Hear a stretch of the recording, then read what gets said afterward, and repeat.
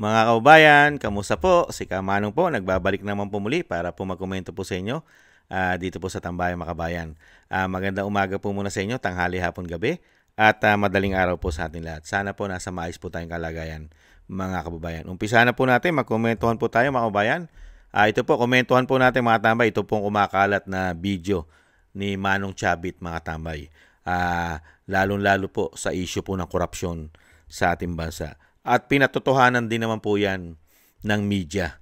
At meron pong investigasyon po ang media at lumalabas po na lahat po ng sinasabi ni Manong Chabit ay totoo. Unahin po natin pakinggan si Manong Chabit at sundan po natin yung media, mga kabayan, na sinasabi po talagang systematic at sindikato po ang ginagawa nilang korupsyon sa pangunguna po na tinatawag po ni Senadora Amy Marcos na si Bongit at si Bangag, mga kabayan. Pakinggan po muna natin si Manong Chabit. Yung grand conspiracy, marami pong hindi nakakaalam. Pero tatlo lang sila ang nakakaalam. And only a few. Ang players dyan, Saldico, Martin Romualdez, Marcos. Nobody could do it without the blessing of the President. Halatang halata na from the very beginning, inumpisa na nila na gumawa ng pera. 3 taon lang, yun ang record. Lilampasan nila ang tatay nila sa pagnanakaw ng kaban ng bayan. At yung mga hindi nakakaalam, tinuturo na, nilalaglag na lahat para siya maging hero. Ang galing. Pwedeng gawan ng series. Pelikulang series itong ginawa nila. The Grand Conspiracy. Magandang movie po ito sa mga producers. Start doing it now. Pag nawala ang mga korap sa ating bansa. Yung Grand Conspiracy. Nakita niyo po mga tambay? Marami. Totoo po yun. Yung sinasabi po ni Manong Chabit. At at meron din po dyan mga tambay na investigasyon. Ito nga po, pakinggan po natin. Ito pong isang news mga tambay. Kung kung paano po sila gumawa ng pera sa gobyerno mga tambay. Ganito po, tingnan po natin. Malinaw na malinaw. Matapos ang revelasyon ni former Congressman Saldico, hinimay ng Bilyonaryo News Channel ang porsyentong nakuha umano ng Pangulo. Mula yan sa sinabing 100 billion peso budget insertion. Sa aming pagsusuri, kapansin-pansin ang paglobo ng pondo ng Office of the President matapos itong mailimbag sa 2025 GAA. Malaking bahagi nito nakalagay sa budget ng Department of Public Works and Highways. Agad itong itinanggi ng palasyo at sinabing baseless ang mga naging pahayag ni Ko, lalo na't hindi naman daw ito under oath. Sinuri namin ang inilahad na listahan ni Ko. Nakalagay kasi rito na may insertion din ng isang line item sa Office of the President mismo. Ang proposed budget lang dapat ng Pangulo sa 2025 NEP, 10.4 billion pesos. Pero pagputok sa GAA, bigla ito naging 15.8 billion pesos matapos pasukan ng 5.4 billion peso line item na ayon sa GAA ay locally funded. Ibig sabihin, congressional insertion. Ang bilyon-bilyong pisong ipinasok noong 2024 sa 2025 budget para sa Philippine hosting of the ASEAN Summits and related meetings sa 2026 pa. Sumangguni kami ng komento mula sa palasyo para klaruhin kung para saan ang 5.4 billion peso insertion na ito. Gayong may hiwalay pang 17.5 billion peso na proposed budget para sa 2026 ASEAN Summit hosting ng Pilipinas mula naman sa 2026 budget. 10.7 billion pesos dito nakatakdang pumunta sa kaban mismo ng Office of the President. Hindi sila sumagot sa aming mga mensahe. Sa pinakahuling pasabog ni Ko, sinabi nito na 25% umano ang SOP na natanggap ni PBBM sa 100 billion peso budget insertions noong 2025. Isang bagay na ayon sa Malacanang ay walang basihan at tila hearsay lamang. Matapos ang revelasyon ni former Congressman Saldico. Nakita niyo pa mga tambay, yung sinabi po ni Manong Chabit kung paano po sila gumawa ng pera sa ating bansa.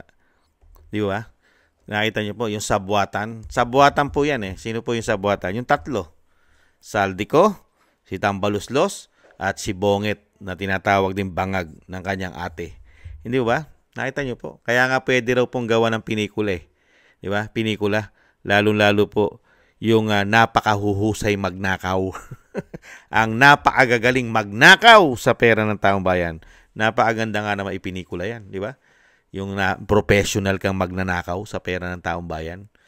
Mga kabayan. Kaya nga po dito po, kaya nga lang po nakakalungkot lang po. Lagi po natin sinasabi, sa dami po ng lumalabas na at nagpapatotoo na talaga po na sila po ay sangkot lahat umano sa korupsyon na bilyon-bilyon. Napakadali po ng pera sa kanila. Napakadali po ang bilyon.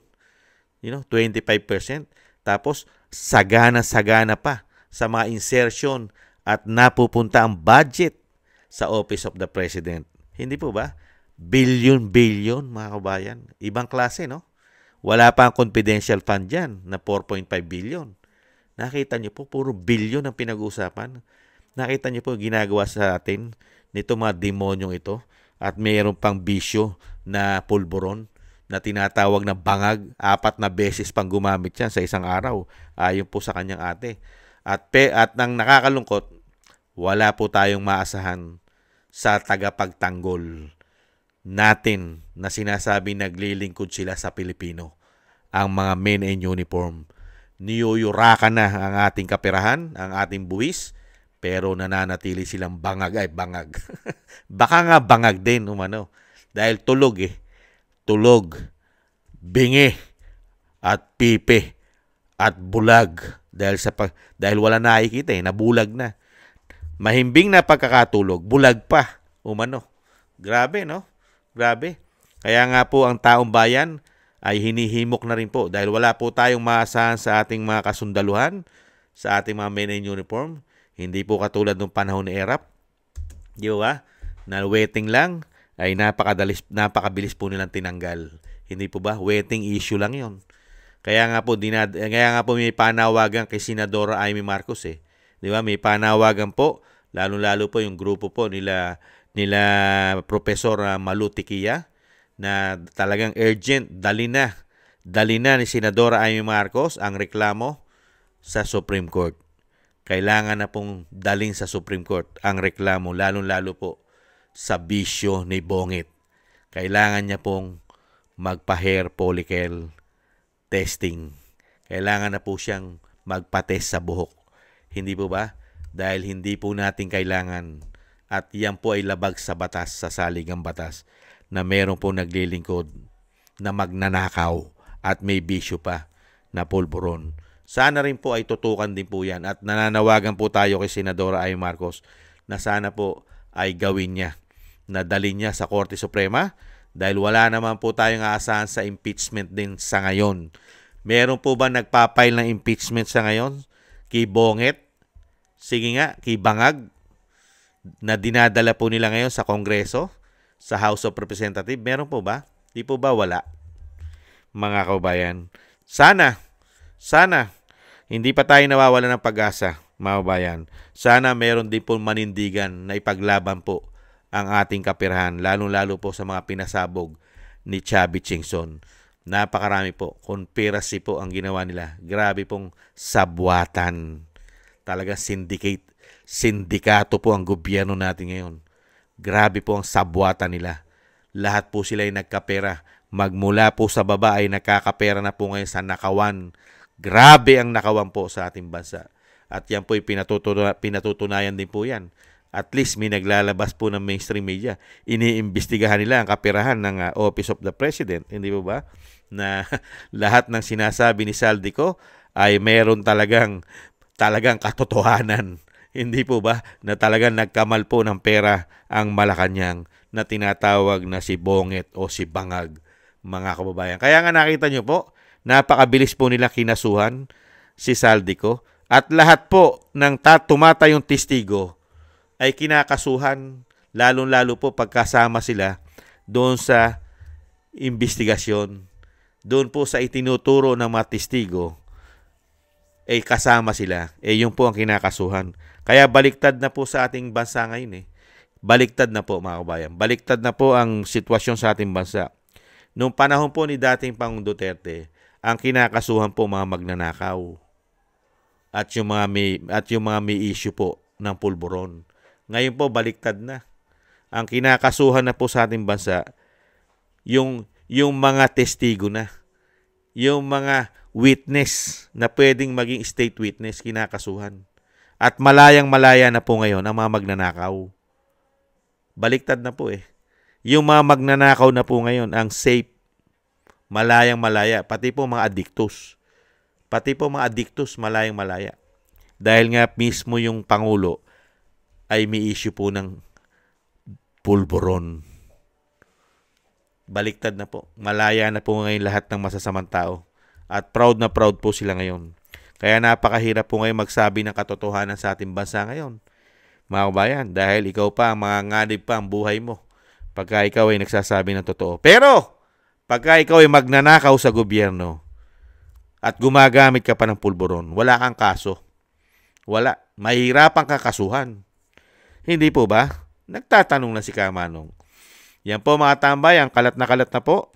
At pinakakalat na po yan ang pasabog ni Chavit Singson na pinatotohanan naman po ng bilyonaryo, mga tambay, ang bilyonaryo news. At syempre po, umaasa pa rin po tayo na makakamit po natin ang katarungan at ang lahat po ng kanilang pinagagawa ay kailangan po nilang pagdusahan at isuka po ang ninakaw nila sa taong bayan. Maraming salamat po mga tambay sa mga nagusto po natin tambay makabayan sa YouTube at TikTok. At ganoon din po sa ating mga subscribers. Thank you po. At sa mga nagbibigay po ng tulong, thank you rin po. At sa mga nagbibigay po ng comment, like, share, and subscribe. Maraming salamat po sa inyo. Maingatan po sana kayo, mga kababayan, sa inyo po mga paggawa. At ang dasal po natin sa ating bansa ay patuloy po tayo, magdasal po tayo na sana po'y mawakasan na po ang lahat po na ginagawa nilang kademonyohan at pagnanakaw sa ating bansa ay magwakas na po sila. At ang dasal din po natin sa ating buong sambayanan at siyempre po kasama na rin po tayo at ang buong pamilya Duterte ay maingatan po tayong lahat sa kapahamakan at makabalik na po sa lalong mabilis ang dating Pangulong Duterte at madugtungan pa po ang kanyang buhay at kalakasan. Thank you po mga kabayan at tis lang po tayo. Bye-bye!